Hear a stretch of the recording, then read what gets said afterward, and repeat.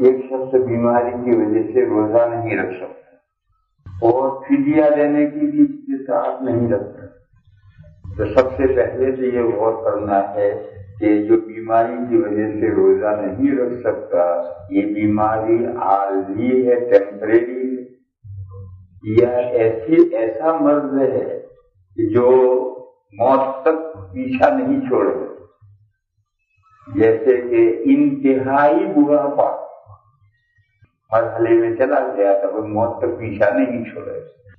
تو اب یہ کہتے ہیں کہ بیماری کی وجہ سے روزہ نہیں رکھ سکتا۔ ابھی کیسی بیماری ہے؟ وقتی بیماری ہے۔ اگر وقتی بیماری ہے تو اس کا وہی حکم ہے جو سفر کا ہے، تو قرآن کریم میں دونوں کا ایک ساتھ حکم بیان کیا گیا ہے۔ فمن کان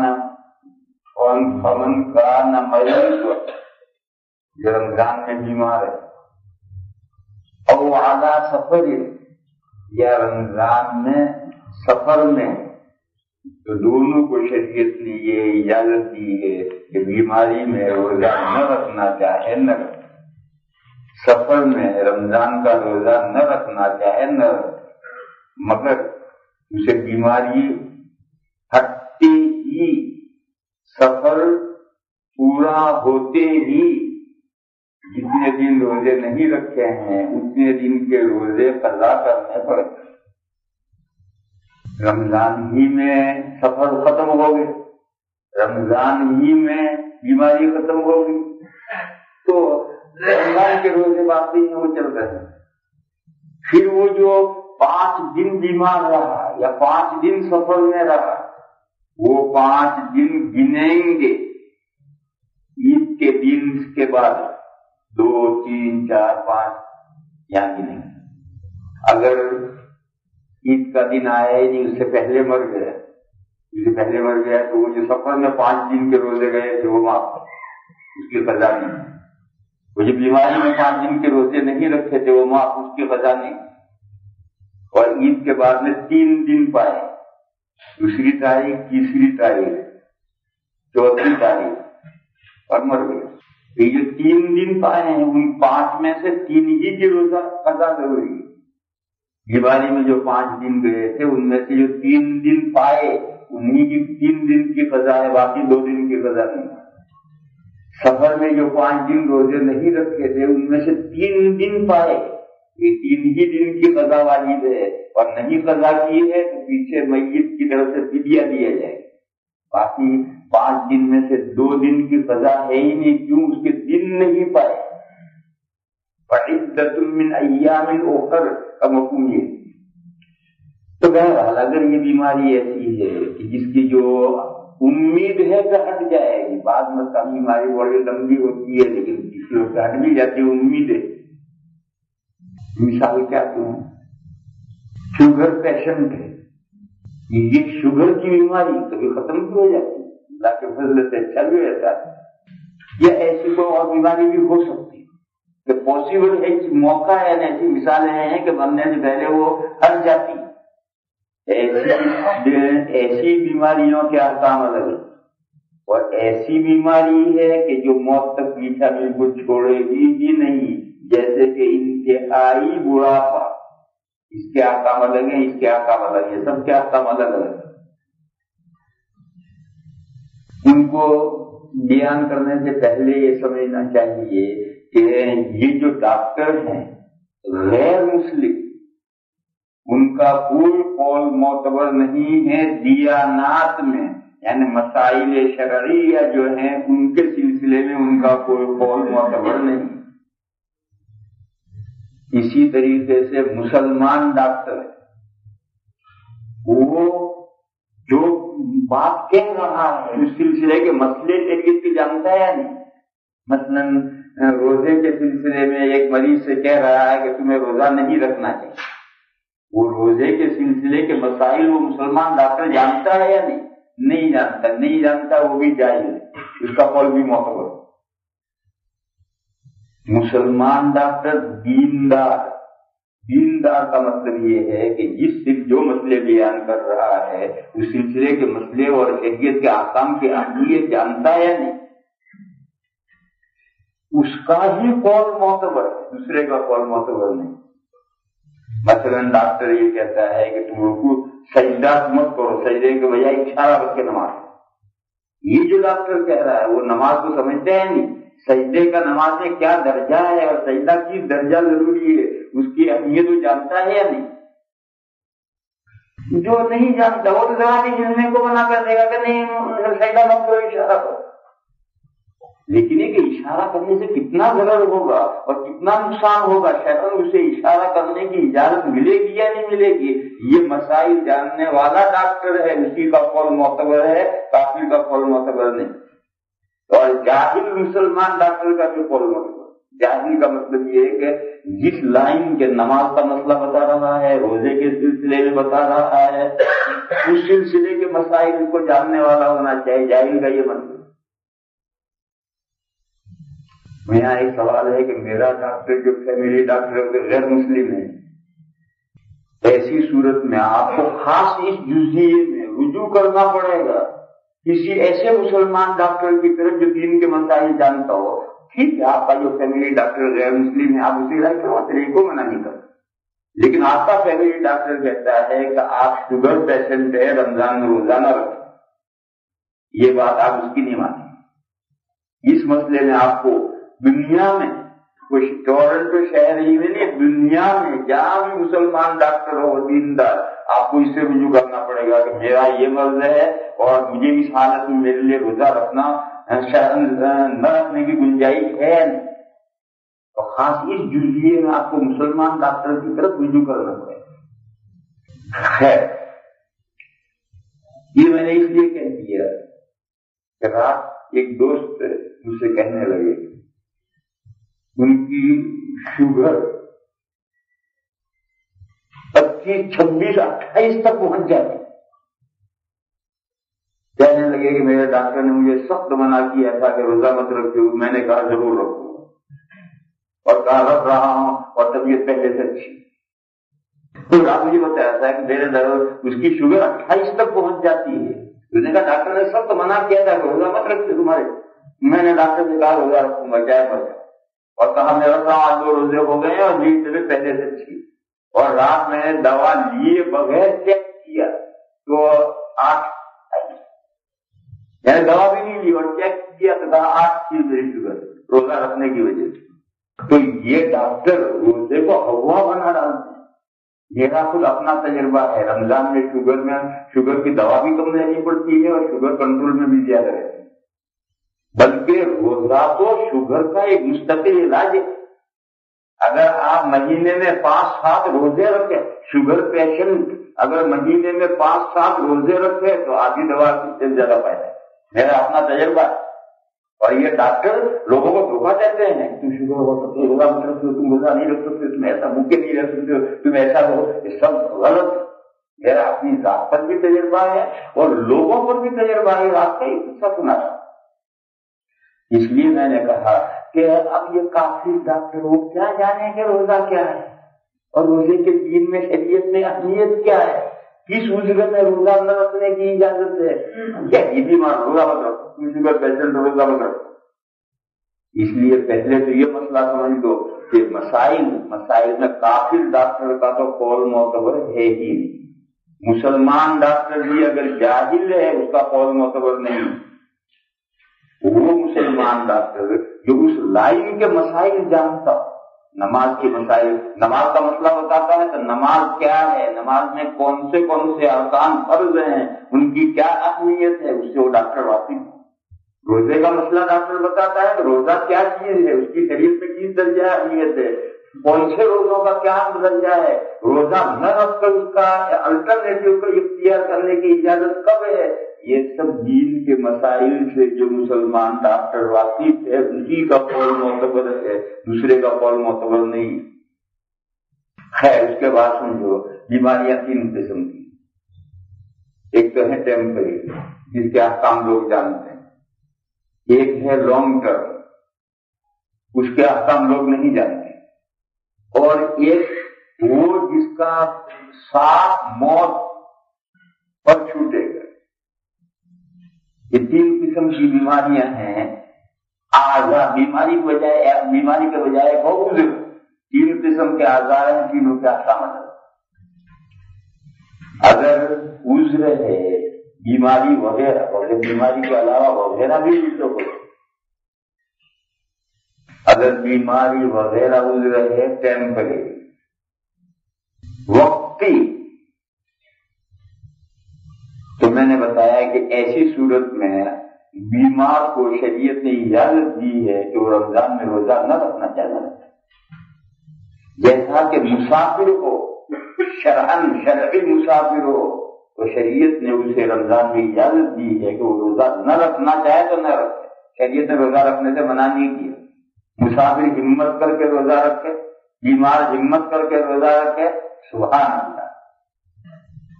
لیکن اگر وہ بے ہمتی کی وجہ سے سفر میں روزہ نہ رکھنا چاہے، بیماری میں روزہ نہ رکھنا چاہے، شریعت نے اجازت دی ہے. کیوں اجازت دی ہے؟ وائے قرآن نے خود جواب دیا ہے، یرید اللہ بکم الیسر ولا یرید بکم العسر. اللہ تعالیٰ تم پر آسانی کرنا چاہتے ہیں، تنگی نہیں کرنا چاہتے. شریعت نے جو احکام دیے ہیں ان احکام کا مطلب انسانوں کو پریشان کرنا نہیں. ان کی اگر کوئی واقعی عذر ہے تو شریعت اسے سہولتیں دی ہے، گنجائش دی ہے. تو قرآن نے خود جواب دیا ہے کہ یہ 2 صورتوں میں اجازت دی ہے کہ شریعت تمہارے ساتھ آسانی چاہتی ہے، تمہیں تنگی میں ڈالنا نہیں چاہتی. اب آپ نے سفر میں روزہ نہیں رکھا، بیماری میں روزہ نہیں رکھا. جب یہ بیماری ختم ہوگی، ختم کرتے ہی روزے ضروری ہوں گے. سفر پورا ہوگا، سفر پورا کرتے ہی روزے ضروری ہوں گے. اور سفر میں جتنے دن گئے ہیں، بیماری میں جتنے دن گئے ہیں، ان کے بدل الٹرنیٹو دن ملیں گے تو ان کی قضا واجب ہوگی، اور نہیں ملیں گے تو قضا واجب نہیں ہوگی. یہ بہت باریک مسئلہ ہے، جلدی سے نہیں سمجھ سکتا. ایک مثال سے سمجھیں. ایک آدمی رمضان میں بیمار پڑ گیا، اسے 3 روزے نہیں رکھے. سفر میں چلا گیا، 3 دن سفر میں رہا، اس نے روزے نہیں رکھے. پھر گھر آ گیا، تند بیماری ٹھیک ہو گئی، روزے شروع کر دیے. ابھی رمضان پورا نہیں ہوا تھا تو اللہ کو پیارا ہو گئی. وہ جو سفر میں 3 روزے گئے ہیں ان کی قضا واجب نہیں، نہ فدیہ واجب. بیماری میں جو 3 روزے نہیں رکھے تھے اس کی نہ قضا واجب ہے نہ فدیہ واجب. وہ 3 روزے جو سفر میں گئے ہیں، بیماری میں گئے ہیں، ان کی قضا یا فدیہ اس وقت واجب ہوگا جبکہ وہ 3 دن ملیں رمضان کے بعد. 1 دن ملا، 1 دن کی قضا اور فدیہ. 2 دن ملے تو 2 دن کی قضا اور فدیہ. قضا آدمی موجود ہے تو قضا کرے گا، اور قضا نہیں کر سکتا ہے تو پیچھے ورثہ فدیہ ہے. پھر ٹیمپریری بیماری کا حکم. اور اگر لمبی بیماری ہے، جیسا کہ یہی شوگر والے اپنے آپ کو بڑا بیمار سمجھتے ہیں، اور یہ سمجھنا چاہیے کہ شوگر کوئی بیماری نہیں، اور جو لوگ اسے بیماری سمجھ لیتے ہیں ان کا ستیہ ناش ہو جاتا ہے. باقی یہ شوگر کوئی بیماری نہیں ہے، یہ ایک علت جو لگ جاتی ہے. اور جب بھی کوئی علت لگ جاتی ہے تو پھر کیئرفل زندگی گزارنی ہے. ذرا بے احتیاطی کرو گے نقصان پہنچے گا. ایسا سمجھو جیسے ایک آدمی کا نزلوی مزاج ہے، تو اب یہ کوئی بیماری نہیں، یہ علت جو لگی ہوئی ہے، اس کا مزاج نزلوی، اسے احتیاط کرنی. ٹھنڈے پانی سے غسل نہیں کرنا، ٹھنڈے پانی سے وضو نہیں کرنا، ہوا میں نہیں سونا ہے، کوئی ٹھنڈی کی دہی وغیرہ نہیں کھانی ہے. یہ سب اس کو لیے احتیاطیں ضروری ہے کہ اس کا مزاج نزلوی ہے اور وہ کیئرفل زندگی گزارے گا تو کوئی بات نہیں. اور اگر بے احتیاطی کی، ہوا میں سو گئے، ٹھنڈے پانی سے نہا لیے، دہی وغیرہ اگائے، نزلہ پکڑ گئے. اب نزلے نے جب پکڑ لیا اب ہے بیماری. باقی وہ کوئی بیماری نہیں، نزلوی مزاج نہ کوئی بیماری نہیں. اسی طرح سمجھو شوگر پیشنٹ ہونا یہ کوئی بیماری نہیں، یہ علت. بے احتیاطی سے شوگر ہائی ہو گئی یا لو ہو گئی، اب ہے بیماری. ہائی ہو گئی یا لو ہو گئی تو بیماری ہے، اور اگر کنٹرول میں ہے کوئی بیماری نہیں. جس حال میں شوگر کنٹرول میں ہے اس حال میں جو لوگ اس کو بیماری سمجھتے ہیں ان کا ستیہ ناش ہو جاتا ہے. ہر وقت دماغ کا ٹینشن، یہ شوگر ہے، یہ شوگر ہے، یہ شوگر ہے، یہ کیا آفت ہے؟ اس میں پرندے کا نام ہے شوگر، مجھے شوگر ہے، یہ شوگر ہے. یہ جو ہر وقت دماغ میں ٹینشن ہے وہ آدمی کا ستیہ ناش کرتا ہے. میں خود اپنے بارے میں تجربہ رکھتا ہوں، تجربے کی بات کہہ رہا ہوں، ایسے میں دوسری کی سنی ہوئی نہیں کہہ رہا، میں خود شوگر پیشنٹ. اس لیے جو حضرات یہ ذہن میں سوچ لو کہ یہ کوئی بیماری نہیں. دلیل حدیث شریف میں یہ ہے لِكُلِّ دَاءٍ دَوَاءٌ إِلَّا الْمَرَض، ہر بیماری کا علاج سوائے بڑھاپے. شوگر کا کوئی علاج دنیا میں کہیں ہے؟ اور یہ کہتے ہیں کہ فلاں نے فلاں درخت پتے کھائے جو ٹھیک ہو گیا تھا، وہ سب باتیں ہیں. وہ درا پتے لا کے مجھے بھی دکھا، ایسے ہیں کچھ نہیں ہے، درخت اس سے جھوٹے کہ فلاں نے فلاں کیا تھا ٹھیک ہو گیا تھا، اس کے پاس پہنچے ہوئے تو وہاں کچھ بھی نہیں. یہ سب جھوٹی باتیں ہیں جو چلتی. ہوتا کیا ہے؟ وقتی طور پر کنٹرول میں آ جاتا ہے، اور جب تو احتیاط زندگی گزارے گا کنٹرول میں رہے گا، پھر بھی احتیاط نہیں کرے گا پھر شروع ہو جائے گا. تو بہرحال اس کا کوئی علاج نہیں. جیسے نئی مزاج اگر کوئی ہے اس کا کوئی علاج نہیں، وہ تو اس کا مزاج جو ہے نئی وہ زندگی بھر رہے گا. اسی طریقے سے یہ شوگر ہے، اس کا دنیا میں کوئی علاج نہیں ہے، کیونکہ بیماری ہی نہیں ہے، یہ تو علت ہی جو لگ گئی. اور بیماری ہوتی حدیث میں ہے کہ ہر بیماری کا علاج ہے، چاہے لوگ انسان اس علاج کو جانتے ہو یا نہ جانتے ہو، باقی ہر بیماری کا علاج ہے. لِكُلِّ دَاءٍ دَوَاءٌ. اس سے معلوم ہوا کہ یہ ایک علت ہی جو لگ جاتی ہے، اور اس کو لوگ ضرورت سے زیادہ اس کا دماغ پر بوجھ چڑھا لیتے ہیں، اور بوجھ چڑھا کر کے کافر ڈاکٹر کے کہنے پر روزے چھوڑ دیتے ہیں کہ میں تو شوگر پیشنٹ ہوں، فدیہ دوں گا، روزہ مجھ سے نہیں رکھا جاتا. یہ سب غلط ہے، یہ شیطان کا اور ڈاکٹر کا فریب ہے. میں نے ساری تفصیل اس لیے کی، اور یہ میرا تجربہ ہے کہ روزے سے زیادہ شوگر میں کوئی چیز مفید نہیں ہے. اگر ہفتے میں آپ 5-7 روزے رکھ لیں، آدھی دوا کا کم روزہ کرتا ہے. اور رمضان سے پہلے صورت حال میری صورت حال رمضان سے پہلے تھی، احتیاط بہت کرتا رہا، دن میں 3 مرتبہ دوا لیتا تھا، اور پھر بھی قابو میں نہیں آتا تھا. رات میں 10 مرتبہ پیشاب کرنے اٹھتا. روزے شروع ہو گیا الحمدللہ، کیوں دوا بھی کم کر دی میں، اور وہ ہلکے ہو پڑ گئے. تو اس لیے اس مسئلے کو سمجھو. پہلے لوگ اس سے کہتے تھے میں روزہ نہیں رکھ سکتا ہوں، یہ شوگر میں کہتا ہوں ٹھیک ہے مطلب. لیکن جب میں خود اس بیماری میں آیا تو معلوم ہوا کہ تم ڈاکٹروں کا چکر. ایسی بیماری ہو سکتی ہے کہ جو لمبے وقت تک رہے اور پھر اتفاقاً ٹھیک بھی ہو جائے. اللہ کے فضل و کرم سے ایسے واقعات پیش آتے ہیں کہ وہ بیماری ٹھیک بھی ہو جاتی ہے. ایسی بیماریوں کا حکم یہ ہے کہ اگر ایسی بیماری سے روزہ نہ رکھ سکے تو روزہ چھوڑ دے گا اور فدیہ دے گا. مگر فدیہ کب دے گا؟ موت تک یہ عذر باقی رہے نہ ہٹے تو فدیہ دیتا ہے. اور اگر موت سے پہلے یہ عذر ہٹ گیا اور جتنے روزے گئے ہیں اتنے دن تندرستی کے مل گئے تو پھر اس کی قضا ضروری ہے، فدیہ کافی نہیں. یہ مسئلہ حج کا بھی وہی ہے. ایک آدمی حج کرنے سے معذور حج نہیں کر سکتا تو حج بدل کے لیے بھیج سکتا ہے، اپنی زندگی میں حج بدل کے لیے بھیج سکتا ہے، مگر شرط یہ ہے کہ موت تک یہ عذر رہے. اور اگر موت سے پہلے عذر ہٹ گیا اور خود حج کرنے کے قابل ہو گیا، وہ جو حج بدل کروایا تھا وہ ناکافی ہے، خود حج کرنے جانا چاہیے. وہ جو حج بدل کروایا وہ اب پھر ہو جائے. ایسے ہی ایک آدمی نے ایک ایسی بیماری کی وجہ سے جس سے کوئی امید نہیں تھی اس سے پیچھا چھوٹے، اور وہ ہر رمضان میں روزے نہیں رکھتا تھا اور فدیہ دیتا. اللہ نے شفا عطا فرما اور ٹھیک ہو گیا. 3 رمضان کے جو اس نے فدیے دیے ہیں وہ نفلی خرچ ہو گیا. وہ 3 رمضان کی قضا کرنی ضروری. یوں کہو فدیے بیکار نہیں، وہ فدیے نفلی خیرات ہو گئی. بیکار کا مطلب یہ کہ روزوں کا عوض ہے. وہ جتنے 3 مہینے کے روزے فدیے دیے ہیں وہ روزے پھر رکھنے ضروری.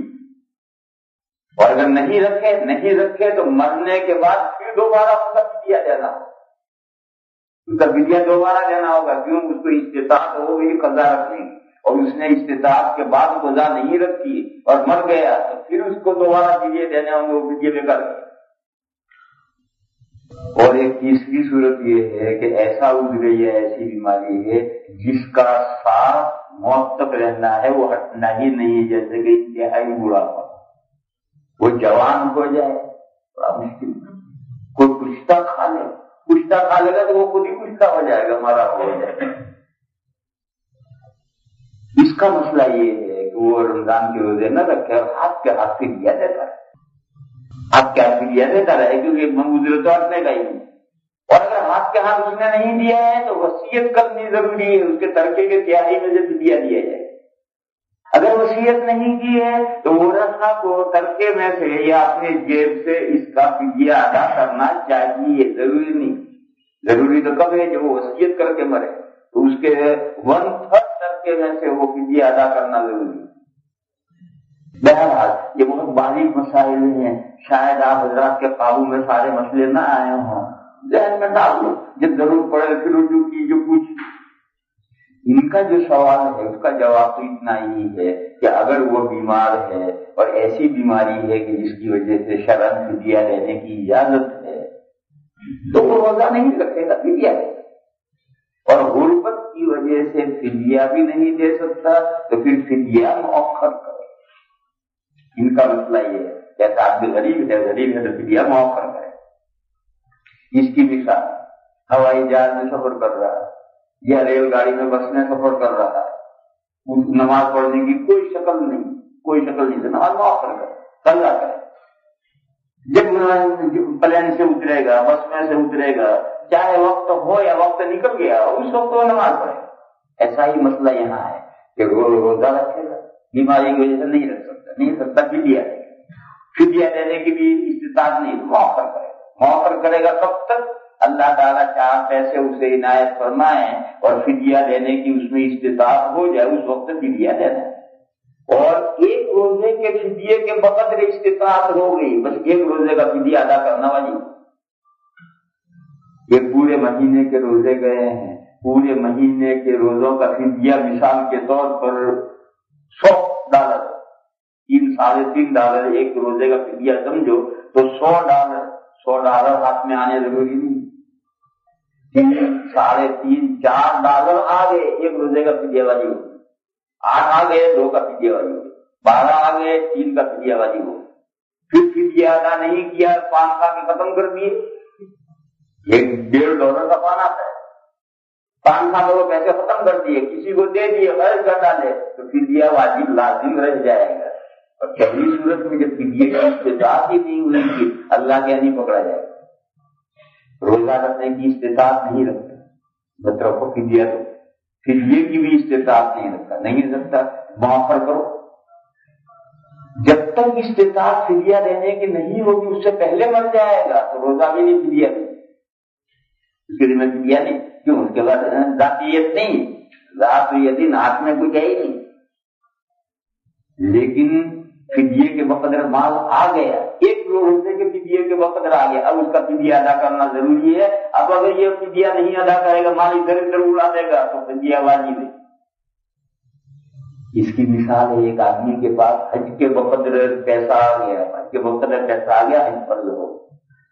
اب اگر یہ پیسہ لڑکے لڑکی کی شادی میں اڑا دیا تو چاہے پیسہ خرچ ہو گیا، حج فرض باقی، ایک مرتبہ حج فرض ہو گیا باقی، اسے لوگ نہیں جانتے۔ ایک مرتبہ اتنی استطاعت ہو گئی اور اتنا پیسہ آ گیا کہ حج ہو سکتا ہے، حج فرض ہو گیا۔ اب اگر یہ پیسہ اگر اپنی ضروریات میں بھی خرچ کر ڈالے گا تو بھی حج کی فرضیت باقی ہے۔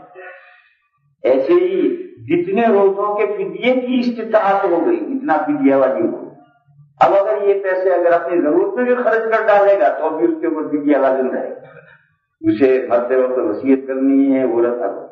اور اگر اس کے پاس ہے ہی نہیں تو پھر روزہ نہیں، فدیہ کی استطاعت نہیں، فدیہ موقع۔ اور فدیہ کی استطاعت سے پہلے مر گیا تو فدیہ بھی نہیں، روزہ نہیں۔ لیکن ایک مرتبہ استطاعت ہو گئی، اس کے بعد فوراً فدیہ ادا کرنا ضروری ہے، نہیں ادا کرے گا تو اس کے ذمہ پر لازم۔ تو اب یہ بھائی پوچھتے ہیں کہ فدیہ کی استطاعت نہیں رکھتا ہے، ان کی صورت حال کیا ہے؟ وہ خود برابر ان کو مل کر پوچھنی چاہیے کہ ان کے پاس اگر ایک روزے کے بقدر بھی فدیے کی استطاعت ہے تو اس کے ذمہ لازم ہے۔ آج ایسے اللہ کے بندے ہو سکتے ہیں، دنیا میں اللہ کے بندے ہو سکتے ہیں کہ جن کے پاس میں ایک روزے کا فدیہ بھی نہ ہو، کھانے کو ہی نہ ہو، بھوکے آنکھوں سے گزر کرتے ہوں، ایسے ہیں دنیا میں اللہ کے بندے ایسے۔ مگر اس ملک میں ایسے لوگ جو سوال کر رہے ہیں یہ جناب، ایسے لوگ اس ملک میں مشکل سے ملیں گے، لہٰذا ان کو پوچھنا چاہیے۔ یہ جو کہتے ہیں کہ فدیے کے لیے طاقت نہیں ہے، وہ طاقت کا کیا مطلب سمجھ رہے ہیں؟ ان کو خود مل کر مسئلہ اپنا سمجھنا چاہیے۔ بہت بڑی داڑھی والے صاحب ہیں، اس لیے وہ داڑھی کے مسئلے لوگوں کو چڑھانے کے لیے پوچھ رہے ہیں، اس لیے ان کو ایسے سوال نہیں کرنے چاہیے جس سوال میں دوسروں کو تنقید کا پہلو، ایسے سوال مجلس میں نہیں کرنے چاہیے۔ یہ قاعدہ سمجھا رہا ہوں، کوئی ایسا سوال جس میں دوسروں پر تنقید کا پہلو چاہے پوچھنے والے کے دماغ میں نہ ہو لیکن سننے والے اسے تنقید سمجھیں، ایسے سوال مجلس میں نہیں کریں۔